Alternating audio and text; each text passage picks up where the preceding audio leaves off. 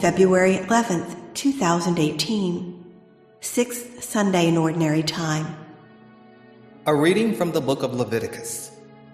The Lord said to Moses and Aaron, "If someone has on his skin a scab or pustule or blotch, which appears to be the sore of leprosy, he shall be brought to Aaron, the priest, or to one of the priests among his descendants.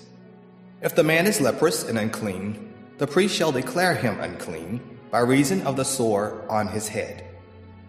The one who bears the sore of leprosy shall keep his garments rent and his head bare, and shall muffle his beard. He shall cry out, 'Unclean, unclean!' As long as the sore is on him, he shall declare himself unclean, since he is in fact unclean. He shall dwell apart, making his abode outside the camp." The word of the Lord.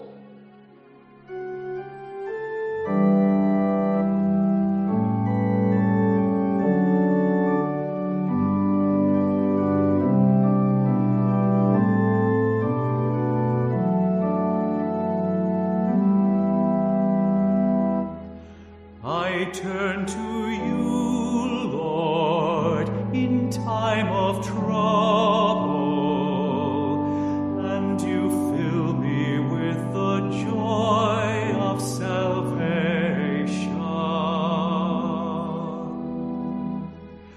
I turn to you, Lord, in time of trouble, and you fill me with the joy of salvation.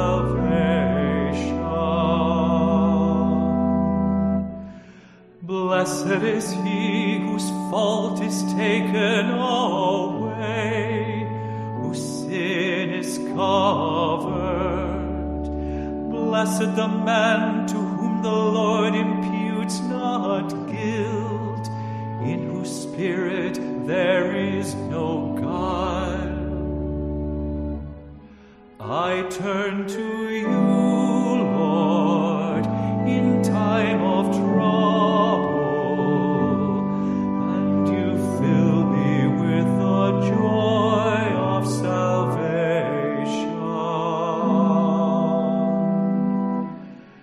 Then I acknowledged my sin to you, my guilt I covered not. I said, I confess my faults to the Lord, and you took away the guilt of my sin. I turn to you, Lord, in time of trouble, and you fill me with the joy of salvation.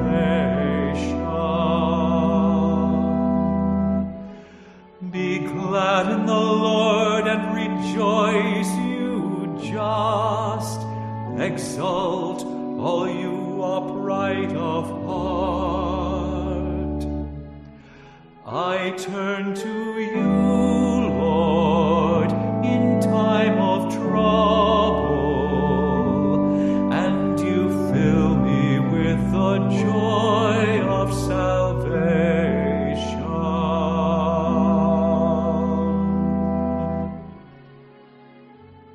A reading from the first letter of St. Paul to the Corinthians. Brothers and sisters, whether you eat or drink, or whatever you do everything for the glory of God. Avoid giving offense, whether to the Jews or Greeks or the Church of God. Just as I try to please everyone in every way, not seeking my own benefit, but that of the many, that they may be saved. Be imitators of me, as I am of Christ. The word of the Lord.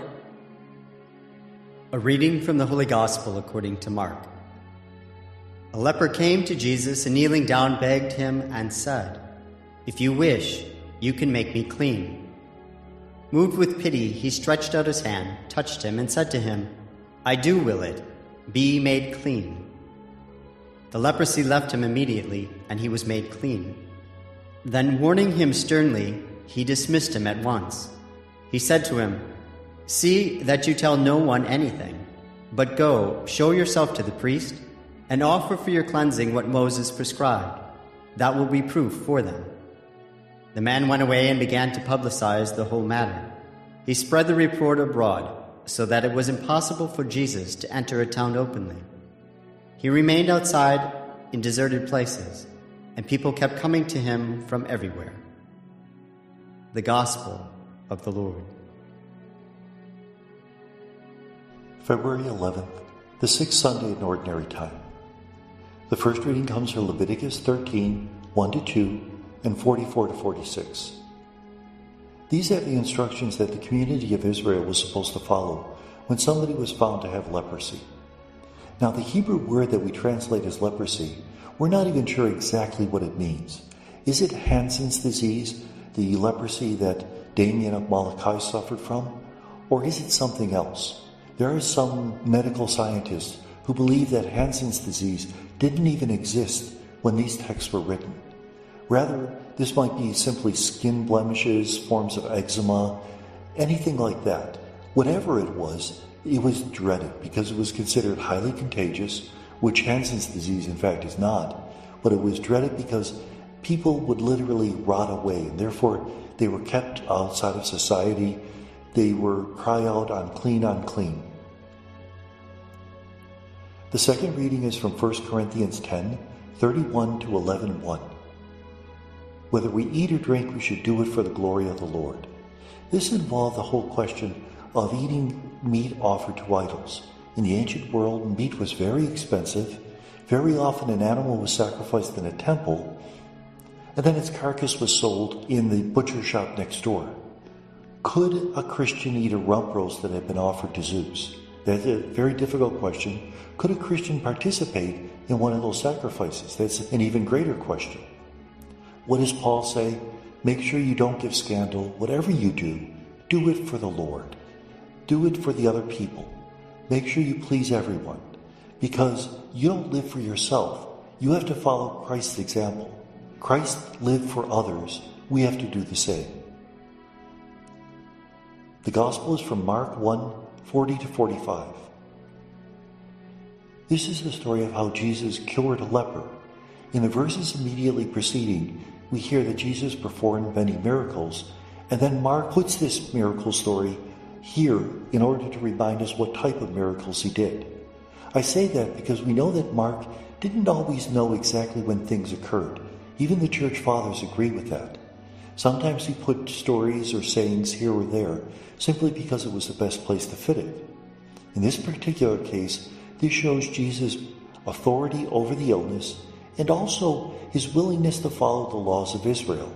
In the first reading from Leviticus, we heard what one was supposed to do. Jesus tells the cured leper to do exactly that, to go to the priest, offer up a sacrifice to prove that you are cleansed from your illness.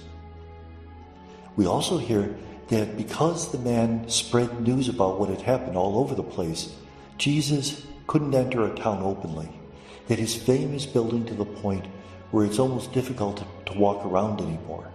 And the importance of that is to show us that people recognize the authority of Jesus. That's important because in a couple of verses, when Jesus forgives the sins of the paralytic who's lowered through the roof, the Pharisees will say, "Who does he think he is?" Jesus showed the leaders of the Jews that he could heal a leper, and they still don't believe him. And may God bless us.